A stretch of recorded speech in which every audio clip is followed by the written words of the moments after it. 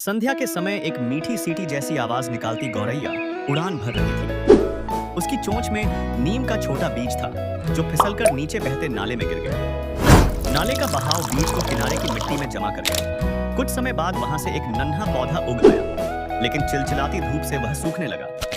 नाले में रहने वाला एक कछुआ रोज पानी उछालकर पौधे को सींचता रहा। एक महीने में वह पौधा नीम का मजबूत पेड़ बन गया। कछुआ उसकी जड़ों के पास विश्राम करता था। एक दिन आदमी आया और पेड़ काटकर ले गया।